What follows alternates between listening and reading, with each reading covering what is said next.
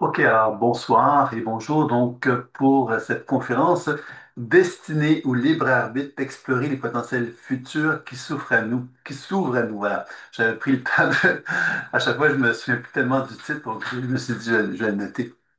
Donc, euh, Moi, mon nom est Sylvain Bélanger, donc je pense que plusieurs d'entre vous, vous me connaissez déjà, mais je vais quand même prendre le temps de me présenter sommairement. Première chose, c'est que moi, j'ai commencé, j'avais 25 ans à peu près.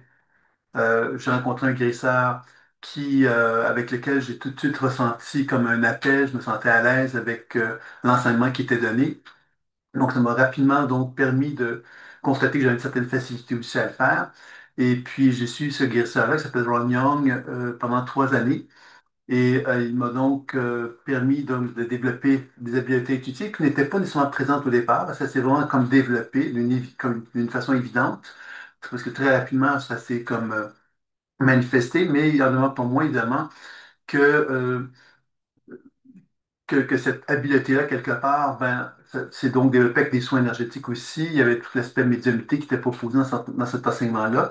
C'est une formation qui parlait aussi d'exorcisme. C'était une formation qui était assez complète, qui durait 3 années. Et puis que par la suite, bien évidemment, j'ai ressenti le besoin de me poser des questions, à savoir comment ça fonctionnait tout ça, parce qu'évidemment, un enseignement, on veut expérimenter des choses, on découvre quelque part qu'on a une certaine habileté ou pas, et moi j'avais une certaine habileté, mais je voyais qu'il y avait plein de gens autour de moi qui n'en avaient pas, qui avaient beaucoup de difficultés. Donc ça m'a amené à me dire qu'il y avait sûrement un moyen de développer les habiletés intuitives en chacun de nous. C'est là qu'est venue cette idée cette folle idée, je dirais, parce que ça a été une folle idée d'une certaine façon, parce que l'imaginaire, c'est quelque chose, pour moi, c'était l'imaginaire qui était à l'origine de ce développement intuitif-là. Et cette folle idée-là, parce que finalement, l'être humain, quand on réfléchit à ça, a une relation avec l'imaginaire qui n'est pas nécessairement saine. Aujourd'hui, ça peut-être, on peut le voir comme un changement, mais pas tant que ça quand même. Je vais vous donner des exemples hein, que notre relation avec l'imaginaire est un petit peu perturbée. C'est que pendant un certain temps, quelque part, il y a eu des femmes en Europe, hein, et surtout les femmes qui ont été mises sur des bûchers parce qu'elles avaient osé envisageaient quelque part qu'elles étaient en connexion avec les arbres, avec la nature, qu'elles soignaient avec des plantes. Hein, ils ont été donc identifiés comme étant des êtres possédés par le démon. Et ça fait un certain temps de ça, bien sûr. Mais quand on comprend qu'il y a eu énormément de gens qui ont été tués dans cette période de temps-là, il y a un traumatisme qui est associé à cela, hein, quelque part, qu'on porte à l'intérieur de nous-mêmes. Et que faire confiance à notre monde intérieur, parce que ces personnes-là, on leur disait qu'elles étaient possédées par le démon parce que justement, elles avaient osé faire confiance à ce qui se passait à l'intérieur d'eux-mêmes plutôt que d'accepter de se faire imposer une croyance qui était, par exemple, la croyance religieuse de l'époque, etc. Alors, vous voyez que l'idée de reconnaître que l'imaginaire, c'est un moyen de voyager en soi, de voyager vers un partenaire, ça vient comme nous confronter à ces blessures-là et ça vient nous confronter aussi à la peur d'être fou. Hein, parce qu'on sait évidemment que quand on entreprend une démarche de thérapeute intuitif ou qu'on parle d'intuition ou qu'on parle de spiritualité, dans certains milieux, on va facilement se faire identifier comme étant potentiellement quelqu'un qui va dans une secte, par exemple, ou on va quand même aussi se retrouver dans une situation où potentiellement, on pourrait donc être perçu comme quelqu'un de hurluberlu qui est proche de la folie. Alors, vous voyez que quand on parle de l'imaginaire, bien évidemment, c'est intéressant de comprendre que l'imaginaire, la chose qu'on doit reconnaître de cet univers-là, c'est qu'il a été, on n'a pas appris à lui faire confiance, on n'a pas appris à reconnaître sa richesse. Je vais essayer aujourd'hui de vous présenter un petit peu une présentation concernant ce fameux destin et mon expérience, parce que je fais quand même 35 ans et plus hein, que je fais des pratiques intuitives. Donc, j'ai jamais cessé de faire des lectures intuitives à des personnes. Et donc, ça me donne une espèce de regard aussi sur cette vision du futur, hein, puis cette vision du passé, puis de quelle façon que tout ça se construit. C'est un petit peu ce que je vais essayer de vous présenter. Comme d'habitude, évidemment, vous pouvez intervenir à tout moment par le chat ou encore me faire signe, puis me poser des questions par votre micro directement.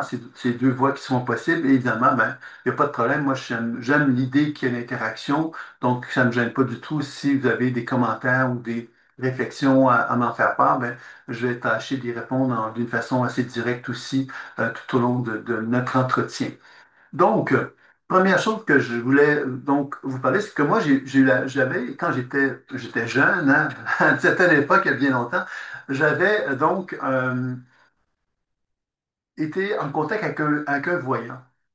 Un voyant qui, évidemment se spécialisait dans le futur, dans l'idée de prédire le futur. C'était un peu son concept. C'était un Français de France, mais qui habitait le Québec. Et il m'a quand même assez marqué, cette personne-là, parce que, bon, premièrement, il faisait ça, des lectures intuitives avec un verre d'eau. Alors, c'était déjà particulier, cette idée du verre d'eau. Puis, l'autre chose qui faisait qu'il était particulier, c'est qu'il était français. Je vais m'expliquer quand je vous dis qu'il était français, parce que c'était quelqu'un qui était verbeux. Il parlait énormément. Et il était un peu caractériel dans sa façon de dire les choses. Hein, il disait, je dois le dire. Puis là, il se partait dans des grandes. C'était lyrique, là, il se mettait à parler de toutes sortes de choses. Et puis on allait discuter à l'écouter, puis même à le comprendre dans certains cas. Mais tout ça pour vous dire que cette personne-là, quand même, m'a marqué parce que c'était quelqu'un qui faisait des lectures de vie et il donnait donc, il projetait les êtres humains dans le futur, il leur faisait des prédictions. Puis donc, ça a été quand même quelque chose qui m'avait marqué parce que j'avais trouvé qu'il avait une, qu'il était dans le vrai, qu'il était dans le juste. Et dans ce sens-là, bien évidemment, ça m'a toujours intéressé cette idée de pouvoir faire des lectures sur le futur parce que lui il le faisait. Ça m'a amené donc à, très rapidement, quand j'ai commencé l'enseignement avec Ron Young, de m'intéresser donc évidemment à cette idée de faire des lectures sur le futur parce que je trouvais que c'était intéressant de pouvoir envisager cette chose-là. Puis jusqu'au moment donné où je me suis rendu compte que, parce que j'ai fait aussi de l'astrologie, puis l'astrologie est beaucoup orientée sur la prédiction aussi, donc, puis les gens, c'est ce qu'ils recherchent en général. Et ça m'a amené à prendre conscience que finalement, lorsque les gens viennent nous voir, mais qu'est-ce qu'on va voir dans une certaine somme d'informations dans leur champ énergétique? Et ces sommes d'informations énergétiques-là, évidemment, elles viennent d'où?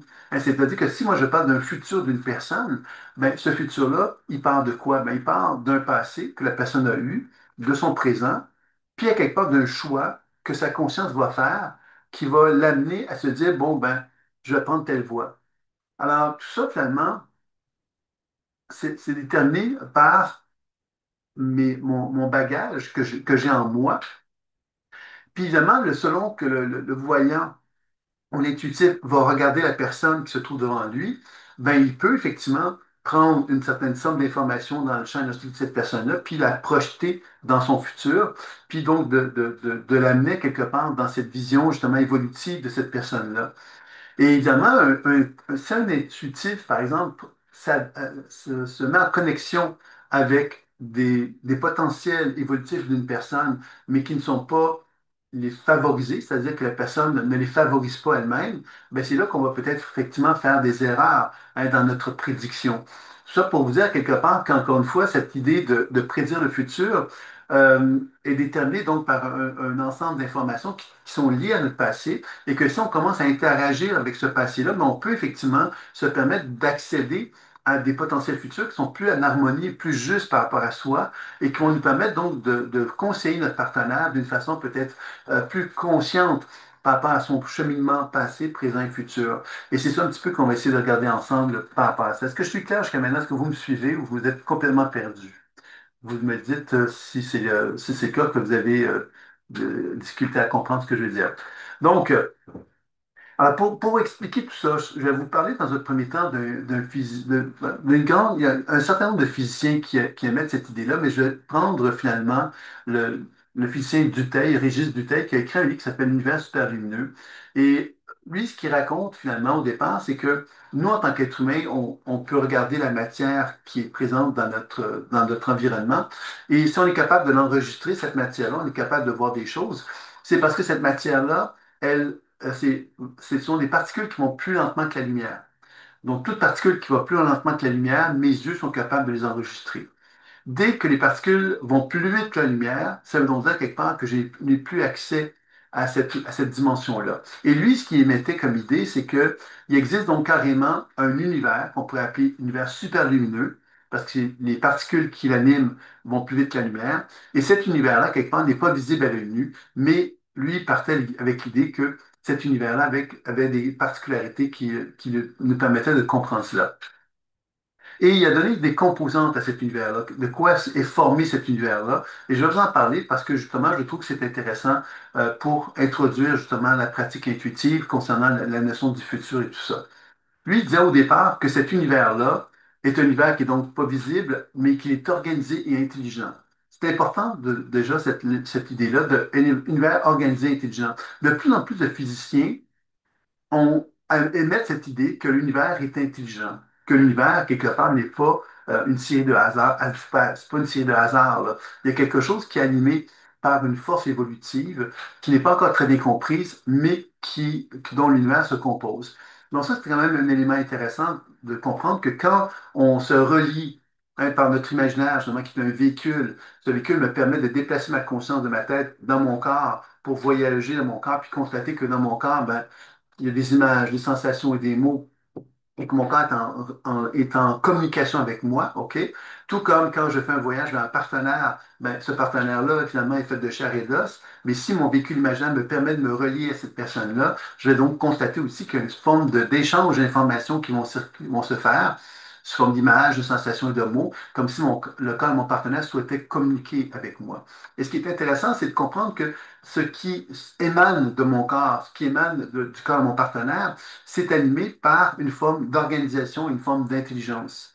Et ça, c'est quand même déjà intéressant. Ça veut dire que quand je lui fais confiance à ce monde-là, à ce monde imaginaire, justement, à ce monde de perception, ben, je lui fais confiance parce qu'il me donne une information intelligente qui me permet de m'enrichir et qui me permet de mieux comprendre ma vie ou de mieux comprendre la vie de mon partenaire si je fais une lecture sur cette personne-là. Donc ça, c'est un élément déjà important. Puis ce qui est dit également de ce physicien-là, qu'est-ce qu'il émettait comme idée, c'est que dans cet univers-là, il n'y a pas d'espace-temps. Et ça, c'est un élément super important par rapport au thème d'aujourd'hui. Ça veut dire quoi? Ça veut dire que quand je regarde une personne dans son présent, hein, moi, je regarde une personne là, actuellement qui est devant moi. Alors, cette personne-là, quelque part, elle est dans mon présent. Je la regarde dans mon présent. Mais qu'est-ce que je vais voir dans son champ d'énergie? C'est des choses du passé, ce qui se passe dans son présent et le potentiel futur. Le potentiel futur, qu'est-ce que c'est? C'est que la personne, avec son passé qu'elle a vécu, ben, il y a effectivement une genre de tendance qui va prendre forme et qui va l'amener à créer un futur qui va être en harmonie avec ce qu'elle a été. Tout simplement parce qu'il y a une continuité de la conscience. C'est-à-dire que moi, j'ai été quelqu'un hier et je dois, quelque part, hein, mon identification à ce que j'ai été hier fait que je vais être cette même personne-là aujourd'hui et demain. Alors évidemment, il y a des possibilités de transformation, bien sûr, mais ces transformations ne vont pas se faire d'une façon, euh, comment dire, immédiate. Pourquoi? Mais parce que justement, on a besoin, nous, en tant qu'êtres humains, d'un niveau, d'un certain nombre un certain espace de temps pour être capable, justement, d'amener une transformation à prendre forme. Donc, l'idée de cette observation-là, que si je regarde le champ énergétique d'une personne, donc je reconnais que cette personne est faite de chair et d'os et qu'il y a donc une certaine émanation d'énergie qui se manifeste d'elle. Alors, si on revient avec cette idée de l'univers superlumineux, il y a un physicien qui s'appelle Pop qui a mis en évidence que les cellules du corps absorbaient et remettaient de la lumière, provenant du soleil, entre autres, et il a même développé des appareils pour le mesurer. Donc, c'est pas juste une théorie, c'est vraiment quelque chose qu'il a démontré scientifiquement. Et ce qui est intéressant de comprendre là-dedans, c'est que quand j'observe donc la personne devant moi, faite de chair et d'os, ben, je vois ce champ des lumières qui est là. Et ce champ de lumière, ben, il n'est pas animé par de l'espace-temps, c'est-à-dire que dans notre présent, on a de l'information passée, présent et futur qui sont là. Et ça rejoint évidemment une théorie que de plus en plus de physiciens émettent par rapport à la vision du cerveau, c'est qu'on dit que le cerveau est délocalisé. C'est-à-dire que quand je regarde le cerveau, tu sais, on pourrait dire le cerveau dans ma tête, il y en a qui pourraient dire mon cerveau dans mon cœur, parce que toute la notion de, de la cohérence cardiaque qui met en évidence que le cœur est extrêmement sensible, puis est doté de conscience. Puis il y en a qui vont arriver à dire, ben oui, mais le cerveau du ventre aussi. OK? Donc, on vient de parler de trois cerveaux. Ces trois cerveaux-là, évidemment, collaborent ensemble. On ne va pas dire qu'il y en a un on ne va pas dire qu'il n'y en a qu'un parmi les trois. Les trois cerveaux existent et ils ont une collaboration ensemble. Maintenant, les physiciens amènent un quatrième cerveau. Et ce cerveau-là est intéressant parce qu'il met en évidence l'idée que les délocaliser. Ça veut dire quoi? Ça veut donc dire que quand je dis que j'ai un champ de lumière autour de moi, ben, quand on dit qu'un cerveau délocalisé, c'est-à-dire que tout le champ de lumière, c'est mon cerveau. C'est-à-dire que je suis doté d'une conscience organisée, intelligente, qui se manifeste dans mes cellules et que cette organisation-là va faire qu'effectivement, je vais donc avoir une conscience partout, dans toute ma structure, dans tout mon champ. Et quand on réfléchit à ça, mais ça a du sens, on pourrait dire que chacune de nos cellules est animée d'une certaine conscience. Hein, quand on sait qu'il y a un ADN, qu'il y a un bagage génétique dans chacune des cellules, on peut envisager que chacune de nos cellules sont animées de cette conscience-là. Donc, c'est intéressant d'envisager la chose de cette façon-là. Maintenant, quand on reconnaît que dans ce champ d'énergie-là, il y a effectivement donc une conscience, puis que quand on y va par l'expérience, c'est-à-dire que quand on fait une lecture intuitive à quelqu'un, on constate que dans cette personne-là, dans ce champ de lumière, il y a de l'information. Et l'information, il y a deux types d'informations principales qu'on va retrouver, et c'est vraiment important de comprendre ces deux informations-là, ces deux types de mémoire, je dirais qui anime le champ énergétique. Tantôt, je vous ai dit qu'il y avait le passé. Le passé, c'est donc des mémoires associées à mon histoire personnelle, donc des mémoires de mon vécu, hein, quand j'ai vécu des expériences depuis que je suis dans le ventre de ma mère jusqu'à aujourd'hui. J'ai donc des traumatismes qui ont pu se vivre, et ces traumatismes-là ont pu s'imprégner dans mon champ énergétique. Et quand l'intuitif regarde mon champ énergétique, ben, il peut voir ces empreintes de blessures qui sont là, parce que justement, c'est un peu comme si je n'avais pas été capable, moi, d'assumer ces énergies-là. Hein, ces blessures-là, je ne suis pas capable de faire la paix avec. Donc, comme je ne suis pas capable de faire la paix avec, c'est un peu comme si je les rejetais. Et comme je les rejette, bien évidemment, elles deviennent un peu comme une empreinte dans mon champ d'énergie. Donc, ça, c'est une première chose. Ces types d'expériences-là que je viens de décrire, on pourrait aussi, évidemment, dire qu'il y a des mémoires familiales qui peuvent se retrouver dans mon champ énergétique ou des mémoires provenant d'autres vies. Alors, toute cette somme d'informations que je viens de nommer, c'est des informations qui sont associées à mon passé. Et habituellement, ces mémoires-là qui sont associées au passé sont des mémoires que moi, je vais nommer limitatives.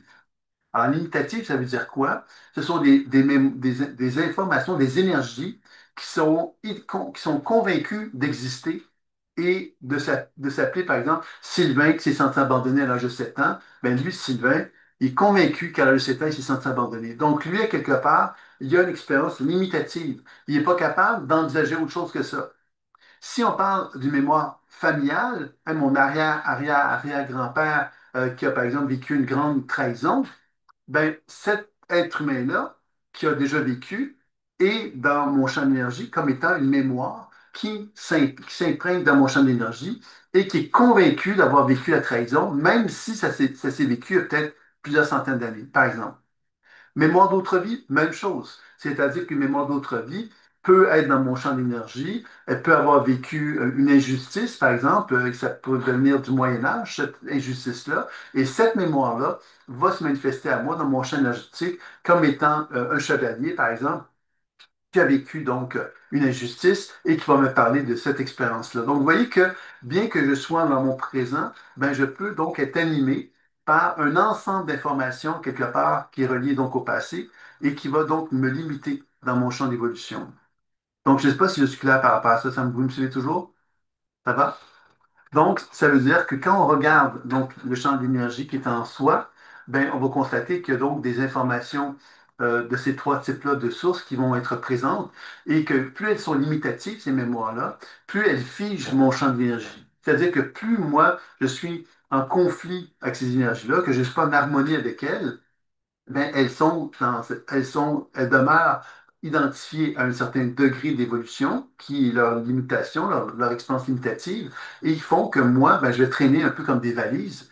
Et ces valises-là vont pas me permettre de créer un futur qui va être différent de celui que j'ai vécu dans mon passé. Pourquoi? Mais parce que ces mémoires figées font que je suis identifié à quelque chose qui m'empêche à quelque part d'envisager la création d'un futur qui serait plus en harmonie avec l'être que je suis.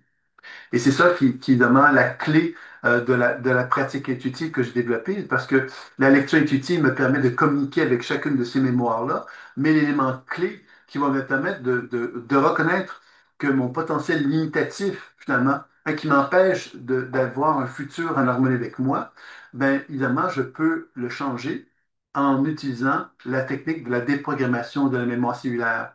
qui est la technique finalement qui, elle, est un peu la petite baguette magique, pourrait-on dire, qui fait que quand on se met en relation avec notre champ énergétique ou le champ énergétique d'une personne et qu'on voit que dans ce champ énergétique-là, il y a des mémoires limitatives qui sont là, qui sont figées, ben je comprends que si je les laisse comme ça, je laisse la personne comme ça, ben je vais lui parler d'un futur qui va refléter les limitations qui sont présentes en elle. OK?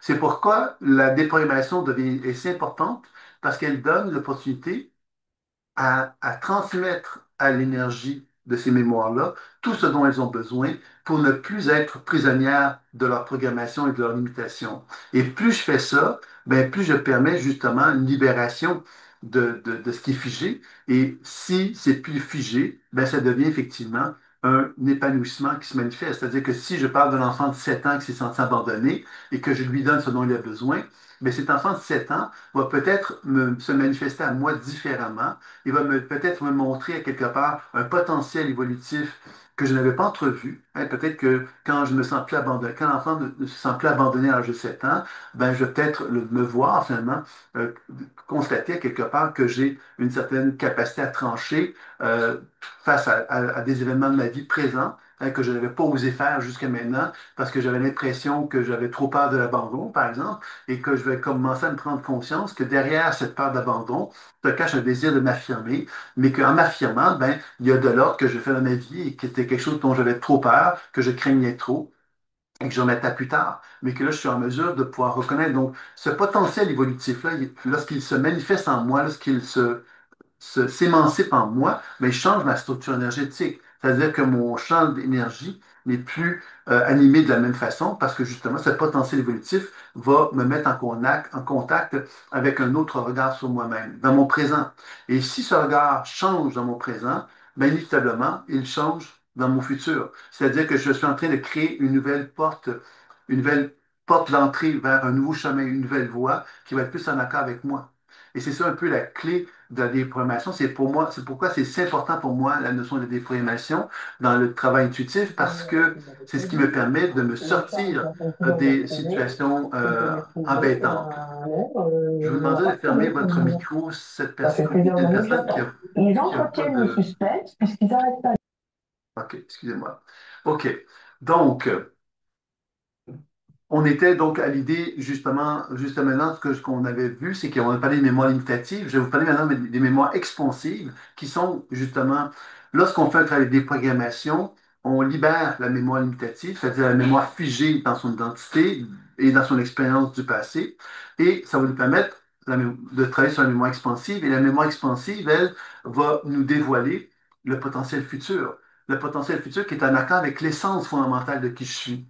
Parce que le travail que je fais pour libérer les mémoires limitatives me permet de faire en sorte que l'énergie devienne de plus en plus épanouie en moi. Et plus je suis épanoui, plus je suis dans une position où je peux regarder ma vie comme si j'étais dans une position d'alignement. Hein, plus mes mémoires figées se sont libérées, se sont dégagées, je me retrouve dans une position où je suis en alignement avec mon être. Et dans un état d'alignement, qu'est-ce que je vais faire? Ben, je vais commencer à avoir un futur de plus en plus positif, de plus en plus évolutif. Et si on vient avec cette définition de la physique quantique qui vous parlait d'un cerveau délocalisé, eux, qu'est-ce qu'ils racontaient par rapport au futur, justement? C'est ils entrevoyaient l'idée que ce cerveau délocalisé est animé par toutes les probabilités du passé et toutes les probabilités du futur. C'est-à-dire que moi, j'ai vécu un certain nombre d'expériences dans mon passé et dans mon champ d'énergie, à quelque part, mais tout ce qui aurait pu se passer est présent aussi. OK? Toutes les possibilités sont là. Tout comme dans le futur, toutes les possibilités sont là. OK? Donc, qu'est-ce qui va faire qu'un être humain va choisir un chemin plutôt qu'un autre? C'est parce que quelque part, il y a une voie préférentielle qui va être choisie par lui. Et cette voie préférentielle, bien évidemment, c'est souvent parce que la conscience, comme elle est figée par des expériences du passé, ben, va l'amener inévitablement à suivre un certain couloir d'informations qui vont l'amener à choisir un futur prédéterminé, pourrait-on dire prédéterminé par ce qu'on a vécu dans notre passé. C'est pour ça que l'expérience de la vie est si importante parce que l'expérience de la vie, qu'est-ce qu'elle nous permet de faire? C'est qu'elle me permet de prendre conscience que j'ai une vision de mon passé et cette vision de mon passé va m'amener à vivre et revivre peut-être plusieurs fois des expériences qui vont pas m'être heureuses. et qui vont m'amener à me dire, bon, ben, je suis pas plus, hein, j'ai pas envie de répéter, répéter et répéter toujours la même chose. Donc, j'ai envie, à quelque part, d'envisager ma vie avec des yeux différents. Des yeux différents. Ça veut dire quoi, les yeux différents? C'est de commencer à reconnaître que je suis que ce que je vis jusqu'à maintenant, c'est quelque chose qui n'est pas heureux, qui ne me rend pas de satisfaction, et j'ai envie donc d'envisager de poser un regard différent sur ma vie. Et c'est là, évidemment, qu'on commence à comprendre que le potentiel futur, finalement, il est étroitement relié à ça. C'est-à-dire, plus je souffre, en fin de compte, plus j'arrive à développer des prises de conscience, plus j'arrive à faire la paix avec des événements de mon passé aussi. Si je fais une démarche qu'on retrouve dans la spiritualité, dans la psychothérapie, plein de voies qui nous permettent de faire un travail sur soi. Et ce travail sur soi ben, va nous permettre justement de pouvoir créer une condition plus favorable pour que ce potentiel futur soit de plus en plus en accord avec qui je suis. Et c'est là que les mémoires expansives sont donc si importantes parce que plus je libère les programmations, plus je donne accès à cette ouverture de mon être, de reconnaître à quelque part qui je suis vraiment, et plus je me donne l'opportunité de créer un futur qui soit de plus en plus en accord avec moi-même à ce moment-là. Donc, on peut envisager, évidemment, il y a des gens qui vont nous dire, par exemple, qu'il y a plusieurs futurs probables en simultanéité dans mon corps, dans mon champ d'énergie. C'est vrai.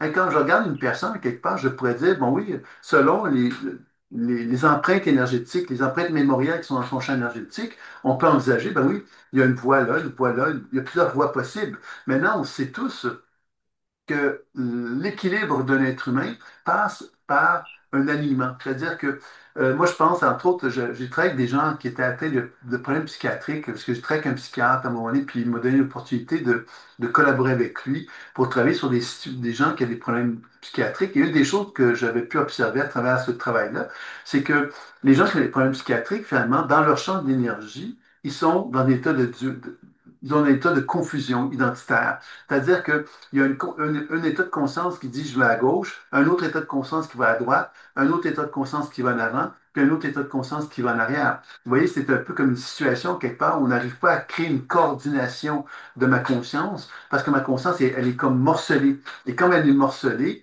c'est un peu comme si mon identité finalement avait explosé, puis j'arrivais plus à remettre les morceaux au bon endroit, comme si j'étais cassé en fin de compte. Et cette cassure-là ben, m'empêchait donc de pouvoir m'épanouir.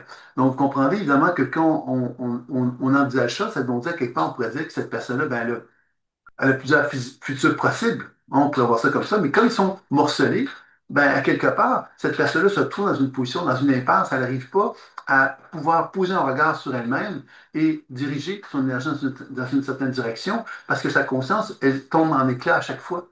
Alors, c'est sûr qu'il faut donc réparer l'identité pour être capable d'envisager ensuite la construction d'un futur qui est plus en accord avec soi-même. Donc, c'est pour ça que c'est si important la notion de la déprogrammation, comme dont je parlais tout à l'heure, parce que la déprogrammation, elle me permet justement de pouvoir faire le travail, non pas seulement de libérer la mémoire, mais aussi elle me permet de comprendre les résistances qui sont en moi et être capable donc de m'accompagner pour que justement je sois en mesure de pouvoir de plus en plus clairement envisager ce futur que je souhaite mettre en place dans ma vie.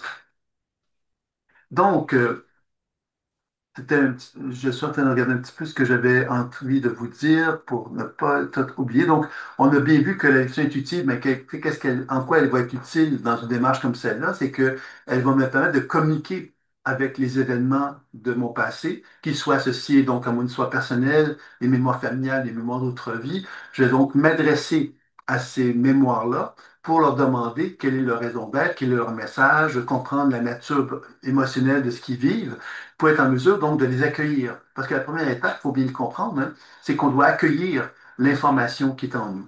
Accueillir, ça veut dire quoi? Ça ne veut pas dire finalement de dire je suis tellement content que vous soyez là, c'est peut-être l'accueillir dans le sens de l'acceptation. Accepter quelque part qu'on aimerait bien être différent, mais on est malheureusement porteur d'informations qui nous font mal, qui nous font souffrir, puis qu'on est confronté à devoir accepter ça. Et c'est ça, je pense, qu'il est important de bien cerner par rapport à cette notion de la lecture intuitive. Donc, ça permet de développer la compréhension de la lecture intuitive. La déprogrammation, elle va me permettre davantage de libérer les mémoires limitatives. Et en libérant les mémoires limitatives, c'est ça qui va vous permettre d'accéder justement à des potentiels évolutifs de plus en plus fortement. Et les soins énergétiques, eux, vont ancrer l'expérience. C'est-à-dire que quand je déprogramme une certaine énergie, ben, le soin énergétique va permettre à cette énergie-là d'être amplifiée, d'être ancrée davantage dans le corps. Et tout ça va faire quoi? C'est quoi l'intérêt de tout faire ça? Bien évidemment, ça va avoir un premier impact au niveau de mon cerveau. Ainsi, moi, je change ma relation avec moi-même et que je déprogramme des énergies qui étaient figées en moi, bien inévitablement, il y a des influx énergétiques qui vont se manifester à ma conscience, différents. Et ça va faire que mon cerveau, ben, il va être en mesure de s'adapter. On sait que le cerveau est capable de neuroplasticité, c'est-à-dire qu'il est capable de s'adapter, de faire des changements, et il est capable également de développer des connexions neuronales, de nouvelles connexions neuronales. Donc, on comprend ici que tous ces changements-là qu'on effectue à l'état de soi, ben, nous amènent à envisager quelque part un autre regard sur notre vie. Et c'est ça qui est intéressant à bien comprendre. C'est donc on a donc un impact sur notre cerveau qui est intéressant, puis que je vais revenir là-dessus, parce que je vais vous parler du contrat sacré, qui est un élément important, je pense, pour favoriser la transformation quand on veut justement amener donc un nouveau, de favoriser, disons, l'épanouissement de ce potentiel futur qu'on reconnaît. Donc, je vais vous en parler un petit peu plus tard. Et puis, autre chose que j'aimerais vous parler, évidemment, sur cet impact-là, quand on effectue ce travail sur les limitations qui sont en nous, c'est évidemment, ça va travailler sur l'épigénétique. Alors, l'épigénétique, c'est le bagage, hein, on a longtemps pensé que le bagage génétique était figé, et là, on se rend compte qu'il ne l'est pas. Pour ceux qui ne le savent pas, je pense que j'en ai déjà peut-être parlé, mais je vais quand même le dire de nouveau. On sait que l'alimentation, un changement de diète, par exemple, un changement alimentaire, faire des activités physiques alors qu'on n'en faisait pas, sont deux éléments, la méditation également, sont ces trois éléments, quelque part, qui vont contribuer à faire des modifications au niveau des gènes. Donc, évidemment, le travail dont je vous parle aujourd'hui, mais c'est sûr pour moi qu'il a une capacité d'amener des transformations dans notre bagage génétique. Et cette transformation-là, bien évidemment, va nous contribuer à amener des changements dans notre regard sur la vie. Et ça, c'est quelque chose d'assez intéressant. L'autre chose, évidemment, qu'on doit comprendre aussi, c'est que quand on fait ce travail de transformation sur notre passé pour actualiser sur un futur plus en harmonie avec nous-mêmes, ben, on a une influence sur notre potentiel santé. Et, je pense que je vous en avais parlé lors de la dernière conférence qu'on a fait ensemble, je crois, sur l'idée de la négantropie, de l'entropie. Hein, je vous parlais de que le corps s'use par de l'entropie et je vous avais dit que par nos voyages, dans la pratique de la pleine conscience intuitive, on peut donc favoriser la négantropie. La négantropie, c'est la non-usure. Donc, si je deviens de plus en plus capable de participer à la non-usure de mon corps, ben, je vais donc favoriser un prolongement de ma vie, c'est-à-dire que je vais vieillir moins rapidement. On sait aussi qu'on peut avoir des impacts sur les télomères, qui sont des structures qui sont importantes parce qu'on reconnaît quelque part l'idée qu'elles peuvent contribuer au prolongement de la vie. Et donc, ça aussi, quelque part, ce sont toutes des actions, quelque part, qui peuvent être faites, qui nous amènent justement à nous dire, bon, ben, pourquoi on prolongerait notre vie? Mais parce qu'on est plus en accord avec nous-mêmes, parce qu'on est plus en harmonie avec un potentiel futur qui est en accord avec nos valeurs, notre identité, ce qu'on souhaite créer, ce qu'on souhaite devenir, vous voyez? Alors tout ça, quelque part, contribue, à mon sens, à moi, à mettre en lumière cette idée que plus j'apprends à faire ce travail dans mon histoire que je traîne avec moi, mon histoire personnelle, familiale et d'autres vies, mais plus évidemment, je permets justement à actualiser la véritable expression de qui je suis. Et ça me permet donc de pouvoir créer un futur de plus en plus en accord avec moi-même. Est-ce qu'il y a des questions concernant tout ce que je viens de vous rencontrer jusqu'à maintenant? C'était clair. Donc, l'autre élément que je vais vous parler ici, c'est le contrat sacré. Puis après ça, je vais faire une petite démonstration, si vous voulez bien. Puis, ça sera un peu le programme que j'avais prévu avec vous. Donc, le contrat sacré, je vais vous en parler un petit peu. Pourquoi? Parce que quand on a reconnu qu'on voulait changer quelque chose de notre vie, ben, dans la pratique intuitive, la première chose que l'on fait, c'est qu'on fait lecture intuitive. Donc, lecture intuitive, c'est que j'apprends à comprendre que je suis programmé et que j'ai des limitations. Et que plus j'apprends à comprendre ces limitations-là, plus j'apprends à reconnaître, à me connaître, puis à connaître les blessures de mon passé, etc. La déprogrammation, comme j'ai déjà dit, elles vont permettre justement des changements. Et ces changements-là vont me donner l'opportunité de me rendre compte que mon histoire figée de mon passé, qui me limite et qui me limite dans mon futur, mais je peux donc le libérer et me permettre donc d'actualiser quelque chose de plus en plus satisfaisant. Et c'est là, évidemment, que le contrat sacré va être mis en place parce que quand je reconnais que moi, Sylvain Bélanger, bon, aujourd'hui, je suis dans mon présent, mais que si je fais un travail sur moi dans mon présent et que j'accède à des potentiels évolutifs qui sont en moi, que je reconnais qui sont en moi, puis je dis, ah ben oui, je me vois, je suis en train de devenir ça, c'est ça que je veux devenir, mais je ne deviendrai pas ça aujourd'hui, immédiatement. Hein, je vais devoir reconnaître que pour arriver à actualiser le changement que je reconnais qui est en moi, ben, je vais devoir m'accompagner. Et l'accompagnement, c'est une clé. Parce qu'on a toujours tendance à penser que les choses vont se faire un peu par miracle, ça peut arriver, mais bien plus souvent, on a besoin donc de s'accompagner. S'accompagner, ben, le contrat sacré, c'est de reconnaître d'une façon responsable, par exemple, je vais dire ça un peu comme ça, oyez, oyez, par exemple, hein, gente dame et gente monsieur, je prends conscience aujourd'hui que depuis X années, je me comportais d'une certaine façon qui m'a, hein, on le reconnaît, là, même si pendant 25 ans, on était quelqu'un de soumis, par exemple, hein, je reconnais que j'étais 25 ans soumis, ben, je ne peux pas dire que c'est la faute des autres, là. Hein, on doit oublier ça, là. On doit reconnaître que pendant les 25 années où on était soumis à notre entourage, ben, quelque part, on en est responsable. OK? Donc, ça ne veut pas dire qu'on va se tapocher dessus, ça veut juste dire quelque part qu'on veut l'assumer. On va dire, ben oui, pendant 25 ans années, j'ai été docile et soumis envers mon entourage. J'avais des bonnes raisons. Et aujourd'hui, je reconnais quelque part que j'ai même de la gratitude pour ces 25 années-là, parce que grâce à ces 25 années-là, j'en suis rendu aujourd'hui à reconnaître que je ne suis plus cette personne-là. Je ne le serai plus.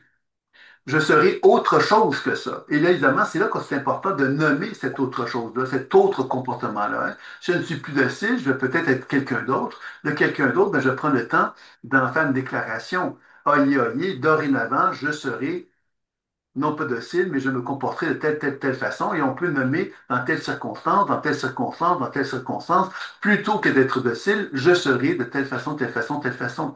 Donc, on est en train, quelque part, de se donner une représentation imaginaire hein, de notre ressenti intérieur. On est en train de reconnaître qu'il y a des choses en moi qui sont en train de bouger, qui sont en train de se transformer, qui sont en train de me relier à une nouvelle expression, une nouvelle définition de qui je suis. Et ça, c'est vraiment important parce que c'est là, quelque part, qu'on commence à nourrir. Hein, tantôt, je parlais du cerveau, de l'épigénétique, euh, de notre potentiel santé. Mais tout ça, quelque part, ça bouge en état de nous-mêmes. Puis on commence à reconnaître qu'il y a une réorganisation énergétique qui est en train de se faire et qu'on est en train de se regarder avec des yeux différents. Regarder avec des yeux différents, ça implique quoi? Mais ça implique qu'on se regarde dans le miroir. Puis on se dit, mais ce que je vois dans mon miroir, là, est-ce que c'est Sylvain d'hier ou est-ce que c'est Sylvain de demain? Parce que ce qu'on va chercher à faire, évidemment, c'est de regarder Sylvain de demain. On va vouloir chercher à avoir une représentation physique de ce Sylvain de demain et on va faire comme si, chaque jour, on va faire des actions qui vont nourrir cette définition de ce Sylvain de demain. OK? On ne va pas rester accroché à nos anciens comportements. On va vraiment chercher à amener un changement qui va refléter cette idée que ce Sylvain de demain est en train de se manifester et de s'incarner avec de plus en plus d'intensité et de force. Donc, ça va être un peu le contrat sacré, globalement, que je vous dis quelque chose comme ça. Puis, évidemment, quand j'aurai terminé ce contrat sacré-là, ce que je vais chercher à faire, c'est de mettre une phrase de, moi j'appelle ça un mantra de transformation, c'est-à-dire une phrase clé qui va refléter le changement. Le changement, ça veut dire quoi? Ça veut dire qu'aujourd'hui, j'effectue un changement et cette phrase clé va refléter ce changement-là. Par exemple, si je suis soumis, ben, je pourrais reconnaître que le potentiel évolutif qui est en moi, c'est de me retrouver dans une position d'affirmation, mais de sentir de l'affirmation dans laquelle je ressens beaucoup de gratitude et d'amour pour les gens qui sont autour de moi. OK? Vous allez me dire, ça n'a pas d'allure ce que je viens de dire, mais je vais vous l'expliquer. C'est-à-dire que si moi, je dis, ben, je m'affirme et je ressens beaucoup de gratitude et d'amour envers les gens qui sont autour de moi parce que je les aime, ben, ce serait une façon de reconnaître à quelque part, de nourrir finalement un nouveau comportement qui est en train de se manifester, dans lequel on s'affirme, mais dans lequel on reconnaît que l'affirmation n'est pas associée à une volonté, par exemple, de bousculer notre entourage, mais au contraire, de valoriser le fait qu'on aime ces gens-là et qu'on veut leur bien, mais en même temps, on veut s'affirmer aussi. Alors, vous voyez, c'est une phrase qu'on peut répéter à ce moment-là autant de fois qu'on le souhaite et qu'on le désire pour favoriser la transformation. On peut même écrire la phrase un peu partout dans la maison si on le veut pour encourager ça. On peut se regarder dans le miroir puis se répéter cette phrase-là et se convaincre que cette phrase-là est vraiment une phrase appropriée pour nous, pour justement, encore une fois, favoriser les nouvelles connexions neuronales et amener la transformation que l'on souhaite mettre au monde. Alors, vous voyez que c'est ça un peu qui va être proposé. En termes de durée, maintenant, on parle souvent du 21 jours qui serait nécessaire pour amener une transformation, mais il y a des recherches qui vont parler de soixantaine plus de 60 jours pour amener ça, et ça peut aller jusqu'à plus que de 250 jours. OK? Donc, je dis ça comme ça pour simplement mettre en lumière que chaque être humain est différent. Mais l'important, c'est que vous soyez capable de vous donner une entente. Un contrat, c'est une entente, hein. L'entente pourrait durer 21 jours et on pourrait se dire, ben, après 21 jours, qu'est-ce que j'ai comme acquis, qu'est-ce que ça m'a permis d'atteindre, etc. Puis on peut ensuite réévaluer une entente pour voir si on a envie de relancer l'entente, de la régénérer, etc. Mais l'idée du contrat sacré, pour moi, c'est une façon d'ancrer la transformation qui est nécessaire quelquefois quand on veut créer un futur qui soit plus en accord et en harmonie avec soi. Donc, c'est un petit peu ce que j'avais envie de vous dire aujourd'hui concernant ça. Est-ce que vous avez maintenant des questions ou des interrogations sur le sujet ou des thèmes que je n'ai pas abordés que vous auriez aimé que j'aborde pour aller plus loin à ce niveau-là? Donc, n'hésitez pas à me le faire savoir s'il y a des questions. Puis, évidemment, si c'est pas le cas, ben, moi, je vais vous proposer donc de faire une démonstration, justement. Donc, est-ce qu'il y aurait quelqu'un qui aurait le souhait que je fasse une démonstration? Donc, c'est Valérie qui est la première personne qui s'est présentée. Ah non, excuse-moi Valérie, c'est Joanne que je vois en premier. Donc, j'essaie toujours de... OK, volontaire pour démonstration. Attendez, j'essaie d'être le plus honnête possible. Tout le monde s'est manifesté assez rapidement. Et la première personne qui s'est manifestée, c'est Isabelle. Donc, je vais prendre Isabelle, puisque c'est elle qui s'est présentée en premier. Là. Donc, voilà, excusez-moi pour les autres. Là. Puis ensuite, on verra comment les choses se vont. Est-ce qu'Isabelle est là? Oui, je suis ici. Est-ce que tu as un thème particulier que tu aurais voulu que je regarde? Je me laisse simplement guider pour le faire. Je suis quand même curieuse de quoi ça aurait l'air mon futur potentiel et quel blocage ou de mémoire figée que vous voyez dans mon champ qui me permettent pas ou pourrait ne pas me permettre de manifester ce futur potentiel. Ce serait ça ma question. Mais s'il y a autre chose qui se présente, je suis très ouverte. OK, on va regarder.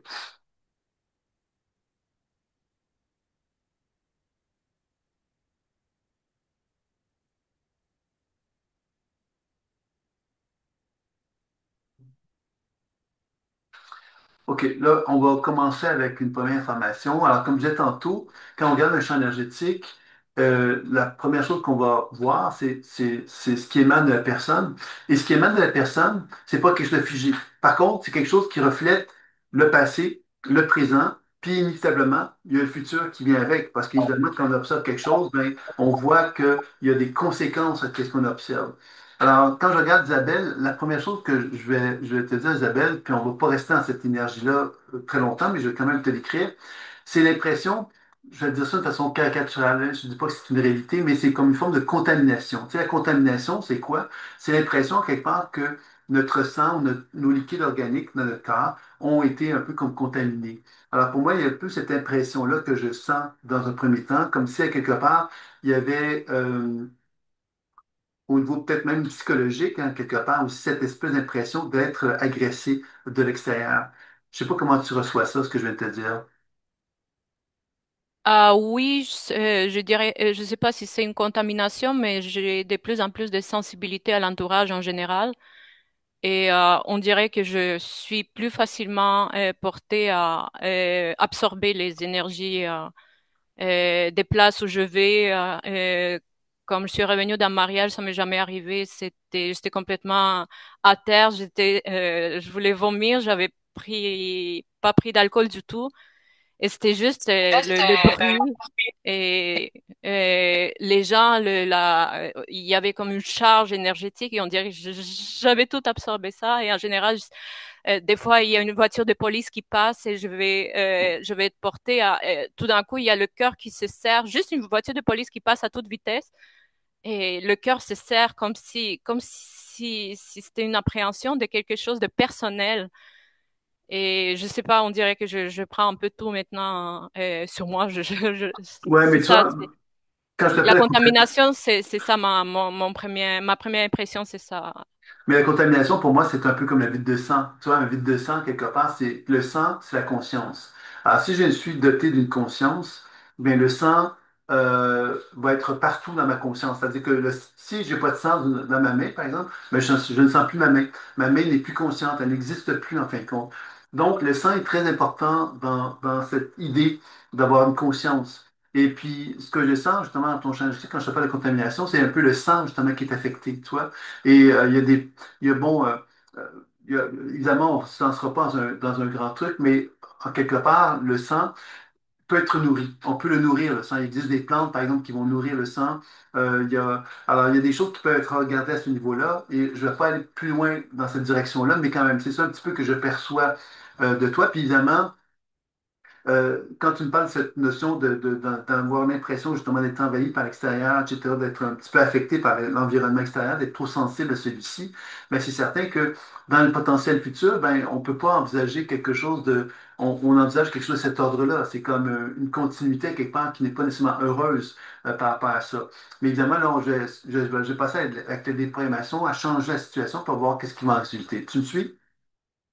Oui, tout à fait. Je suis quand même surprise pour le sang, ce que vous dites, parce que je ne sais pas si c'est le sang physique ou le sang symbolique, parce que je prends quand même beaucoup soin de ma santé à tous les niveaux. Mhm. Et je suis surprise d'entendre ça pareil, mais c'est vous qui savez mieux sans doute. Non, non, moi, je sais pas nécessairement mieux, hein. Je vais simplement te dire que moi, je te dis ce que je perçois. Maintenant, ce sont des pistes d'exploration, surtout quand il s'agit des choses comme ça. Donc, je ne veux pas non plus te faire croire quelque part que j'ai une vérité absolue là-dessus. Mais c'est sûr qu'au niveau du système immunitaire et au niveau du sang, il y a quelque chose que moi, je perçois. OK? Il faudrait donc aller explorer cet aspect-là. Et puis, moi, je pense que c'est parce que quelque part, au niveau émotionnel, tu es une personne très émotionnelle. Et quand on est très émotionnel, on peut, des fois, quelque part, gaspiller beaucoup d'énergie parce qu'on est très émotionnel, pas parce qu'on le veut, mais parce que les émotions débordent. Et quand ça déborde, on peut avoir cette espèce d'impression d'être finalement que les gens qui sont autour de nous sont des agresseurs. Des agresseurs dans le sens qu'ils viennent nous voler, qui viennent nous prendre de notre énergie. Et pour moi, tout ce que je viens de te décrire là, ça contribue un peu à cette sensation que moi j'ai par rapport à toi. Tu comprends? Oui, tout à fait, oui. Mm. Donc là, on va essayer donc de faire des actions pour changer la situation, puis on va voir. L'objectif, évidemment, de ça, c'est quoi? C'est de chercher à également mettre en lumière le potentiel évolutif qui est en toi concernant le futur. Tu vois?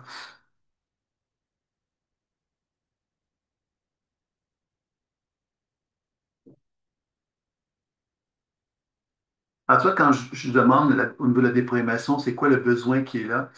C'est sûr que je sens, il y a de la douceur, il y a beaucoup de douceur qui est demandée chez toi. Puis cette douceur-là, c'est quelque chose que je te dirais que toi-même, face à toi-même, la douceur, c'est un thème que tu as à travailler dans un premier temps. Moi, je vais te donner de la douceur par la déprogrammation, puis je vais voir comment ça va réagir. Mais déjà, je sens que toi, de ton côté, tu pourrais aussi te donner beaucoup plus de douceur. Tu sembles avoir une certaine forme de sévérité, comme ça que je sens ça, tu vois.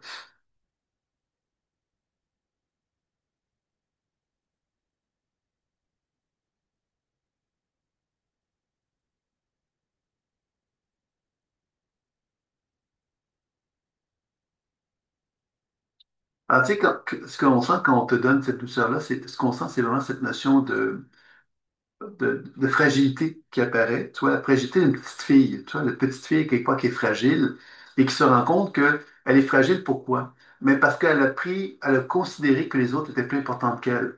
Et que parce qu'ils étaient plus importants qu'elle, elle a appris donc à se positionner par rapport à eux. C'est-à-dire qu'elle ne s'est pas positionnée par rapport à elle, elle s'est positionnée par rapport à eux. Et quand on se positionne par rapport aux autres, ben c'est un peu comme si on perdait notre pouvoir, parce qu'on leur donne à ces personnes-là un pouvoir Puis nous, ben, quelque part, on perd notre pouvoir à travers ça, tu vois. Et j'ai l'impression qu'il y a quelque chose de cet ordre-là que je perçois dans un premier temps. Je sais pas qu'est-ce que tu en penses de ce que je viens de te dire. Oui, je me reconnais absolument et ça coïncide avec ma carte natale, le nœud sud en Balance. OK. Et c'est ça mon, mon karma, entre guillemets, et j'y travaille. Puis là, justement, on va refaire une petite déprogrammation vite fait pour voir un petit peu comment ça évolue.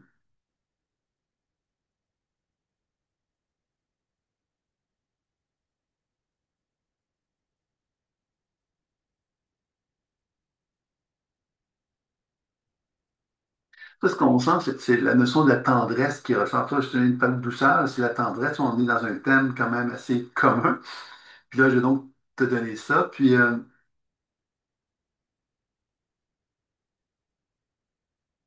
ça, ce que je vois apparaître quand la tendance se manifeste, c'est comme une énergie qui est beaucoup plus forte qui apparaît. Et puis, cette énergie qui est beaucoup plus forte, pour moi, c'est un petit peu l'énergie de la femme exigeante. Pour moi, la femme exigeante n'est pas une mauvaise chose, hein. La femme exigeante, c'est nécessaire quelquefois parce qu'on est forte, parce qu'on est sensible, parce qu'on a de l'émotion, parce qu'on a une volonté d'être reconnu, on veut s'aimer. On développe à quelque part un caractère puissant. Ce caractère puissant, évidemment, peut être mal vu parce qu'évidemment, surtout si on a donné de pouvoir aux autres pendant un long laps de temps, les autres, ben, quelque part, peuvent nous dire hey, tu prends trop de place, tu nous déranges, et on peut facilement être rejeté dans des conditions comme celle-là.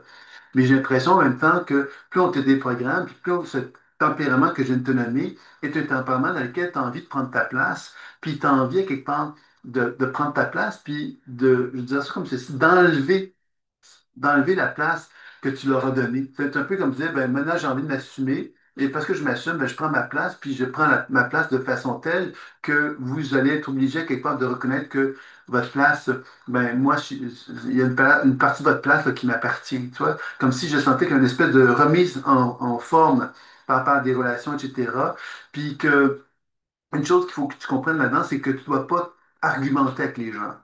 Je dis ça parce que tu es une personne qui a une sensibilité, mais tu es une personne qui est conflictuelle potentiellement parce que justement ce caractère-là te met dans une position où tu peux donc être en conflit. Et si tu commences à t'obstiner avec les gens pour essayer de leur faire comprendre ce que tu veux, ce que tu crois, ce que tu es, tu vas perdre de temps fou et tu vas finalement succomber à des émotions de plus en plus fortes.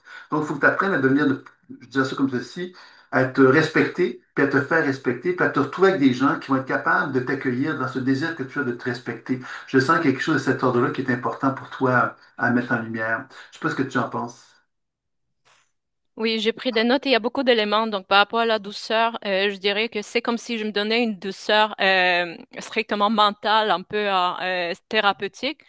Donc, euh, comment dire, je justifie ça. Je sais pas si je mets une telle crème, c'est parce que c'est bon pour telle chose. Si je prends tel supplément, c'est bon pour ça. Mais il n'y a pas une douceur qui vient un peu du cœur.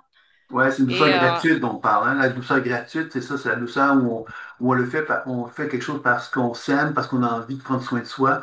Et évidemment, il y a toute une question de plaisir qui vient avec ça, tu vois. Et c'est peut-être là que ça peut manquer. oui, c'est ça. Et aussi pour l'exigence, je dirais que comme j'ai un tempérament obsessif, on dirait que toutes les obsessions qui étaient canalisées ailleurs avant, autant relationnelles que dans la nourriture, par exemple, on dirait que tout s'est concentré dans le travail personnel, ce qui est une bonne chose en termes de progrès, mais par contre, la partie justement douceur, elle devient, on dirait, de plus en plus manquante par rapport à ça. Mais tu vois, Et le potentiel évolutif dont on va parler maintenant, c'est un potentiel qui est là, puis il mérite d'être attentif, puis il mérite à quelque part qu'on lui donne de l'importance. Et ça revient avec cette notion du contrat sacré dont on a parlé tantôt.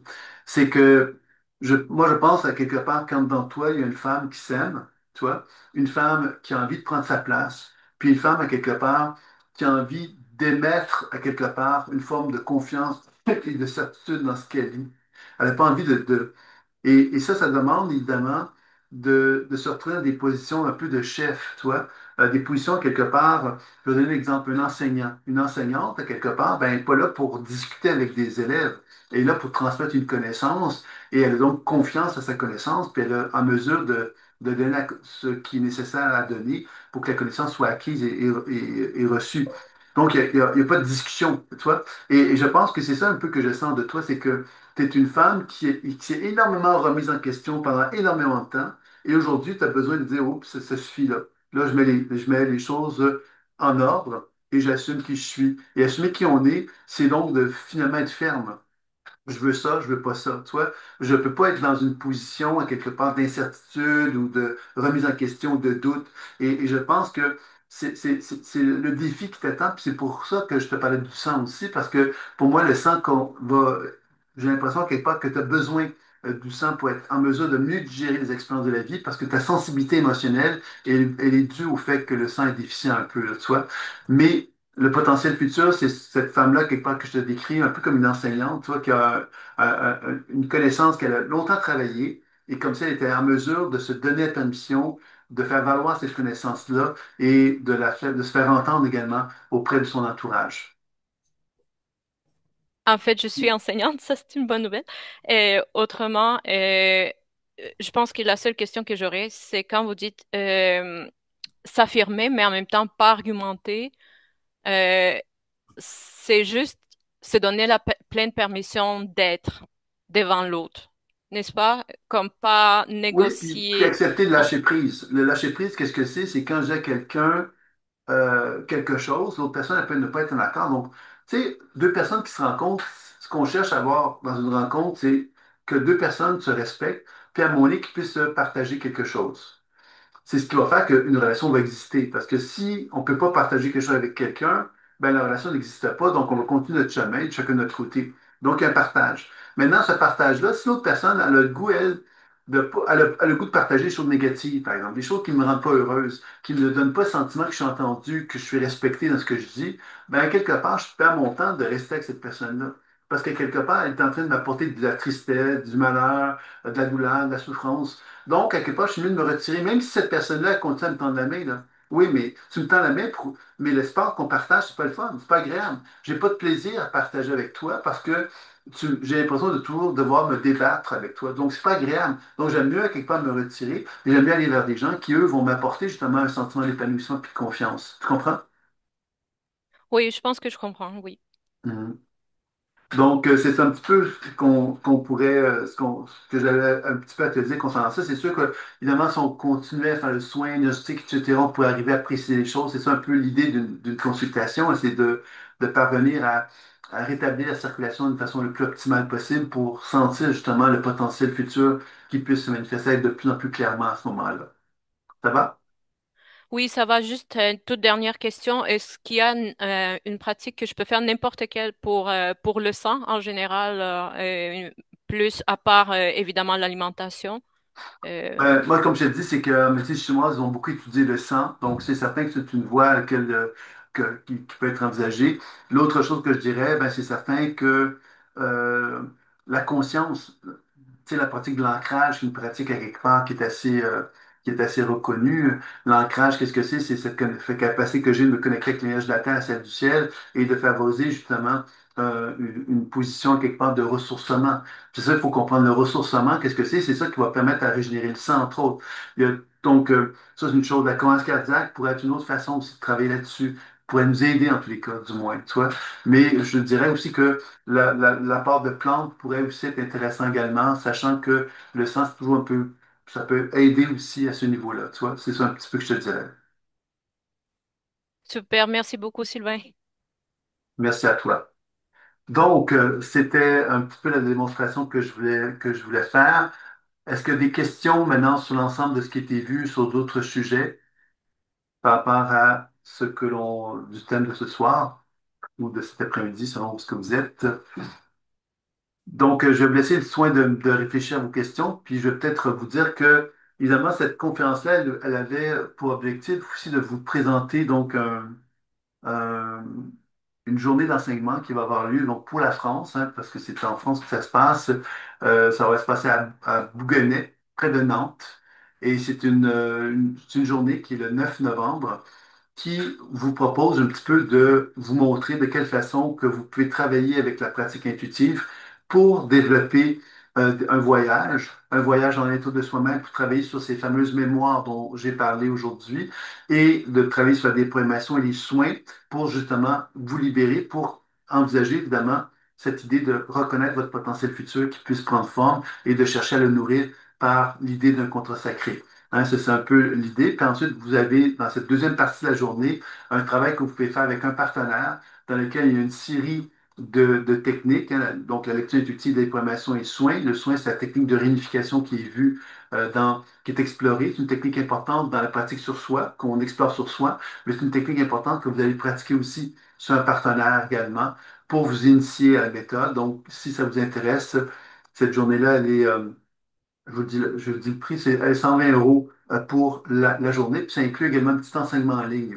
Cet enseignement en ligne-là, quelque part, ben, je vais le relancer, moi, pour ceux qui seraient intéressés à seulement suivre l'enseignement en ligne. Il y aura donc une petite proposition qui sera faite là, après le 9 novembre, quelque chose comme ça. Je ferai une proposition pour les gens qui auraient peut-être le désir de bénéficier d'un enseignement plutôt en ligne plutôt qu'en présentiel, puisque cette journée-là sera en présentiel. Il y a le 8 novembre, qui est la journée juste avant, qui a pour thème l'auto-guérison, le rajeunissement et l'auto-guérison. Donc, encore là, bien, c'est une journée complètement différente où on n'aborde pas vraiment les mêmes techniques. Bien sûr que lecture intuitive, déprogrammation et soins sont les techniques de base, mais on va utiliser les choses vraiment différemment. Et là, c'est vraiment sur l'aspect santé. Donc, on travaille plus sur la négantropie. On va travailler sur toutes les étapes pour permettre justement à retrouver ce potentiel santé-là. Et vous avez un enseignement en ligne qui est très riche aussi, qui va vous permettre de travailler sur l'épigénétique, sur les télomères et sur le processus inflammatoire. Donc, il y a tout un enseignement qu'on n'aura pas le temps de voir dans la journée, parce que la journée, on va pratiquer sur soi le matin, et en après-midi, on va faire un travail plutôt sur un partenaire. Et dans ce sens-là, bien évidemment, l'idée de cet enseignement-là en présentiel, c'est de vous initier en quelque sorte sur les deux pratiques, personnelles et professionnelles, pour vous montrer un petit peu comment ça fonctionne. Et les gens aiment bien ça. Et à la fin, ben, pour ceux qui sont même déjà après les 2 journées, ben, vous avez un protocole carrément pour effectuer des soins sur un partenaire si vous voulez le pratiquer. Puis il y aura donc des webinaires qui seront proposés également pour ceux qui sont intéressés là, pour que je réponde à vos questions après un certain temps, peut-être un mois après votre pratique de ce week-end-là. Vous pourrez nous rencontrer, on pourra se rencontrer par Internet et je pourrai répondre à vos questions. Donc, il y a quelque chose d'assez complet quand même dans cet enseignement-là. Il y a un spécial à 200 euros pour les 2 journées. Je vous le rappelle simplement. Donc, ça veut dire que ça inclut donc la mesure du cardian, qui est un appareil qui permet d'identifier l'âge biologique versus l'âge chronologique, qui permet aussi de mesurer les chakras, les organes et tout ça. Donc, c'est un appareil qu'on prend le mesure le matin et le mesure le soir. Donc, ça nous permet de faire un comparatif entre le début de la journée et après toutes les techniques qu'on a fait, où est-ce qu'on en est. Donc, ça peut être une belle façon de réfléchir sur notre potentiel santé. Puis évidemment, il y a l'enseignement en ligne qui est proposé, tant pour le rajeunissement et l'auto-guérison, mais aussi pour celui de la journée sur le futur, sur la création, se libérer du passé pour créer son futur. Il y a un enseignement en ligne également qui est proposé qui vous permet d'explorer davantage euh, comment élever sa vibration, en quelque part, pour créer son futur. Hein. Donc, c'est un enseignement qui est complémentaire à la journée, donc qui est assez distinct en même temps. Donc, c'est quand même intéressant. Vous avez donc une richesse d'enseignement encore plus importante à travers cela. Donc, je vais laisser un petit peu de temps avec cette présentation-là. Donc, auriez-vous des questions sur l'ensemble de ce qui a été dit aujourd'hui? Évidemment, s'il y a des consultations, bien évidemment, en ligne, c'est possible. Puis en présentiel, c'est à Redon jusqu'au 12 novembre. Puis après ça, moi, je vais aller au Maroc pour ceux qui ne le savent pas. Il y aura donc des enseignements au Maroc également. Donc, si vous êtes intéressé, vous me faites signe sur ce sujet-là. Donc, est-ce que vous avez des questions, des interrogations sur ce que j'ai dit aujourd'hui? Ou d'autres sujets que vous aimeriez aborder avant qu'on termine? J'ai été clair, j'étais limpide. Vous avez tous bien compris, tous bien cerné, donc c'est bien. OK, ben écoutez, euh, je vais donc terminer pour ce soir, à moins que des gens se présentent, là, se manifestent dans les prochaines secondes. Mais donc, la prochaine conférence que je vais vous donner sous cette forme-là est pas prévue tout de suite, hein, parce que là, je vais donc aller au Maroc après, puis je vais partir un certain temps. Après ça, on va arriver au mois de décembre. Donc, je ne sais pas si ça aura lieu donc en décembre, la prochaine conférence en ligne, mais vous serez avisé comme d'habitude par mail. Et puis, si vous êtes intéressé donc à vous inscrire, ben, on pourra faire un thème. Alors, s'il y a des questions, des thèmes que vous aimeriez que j'aborde dans les prochaines prochaines semaines, les prochains mois, ben, vous pouvez m'en faire part, m'envoyer un email, puis ça va me faire plaisir de pouvoir en construire ou créer une conférence en harmonie avec la demande que vous aimeriez faire. Donc, je vais donc m'arrêter ici. Pas de questions, pas de toujours, c'est bon? OK.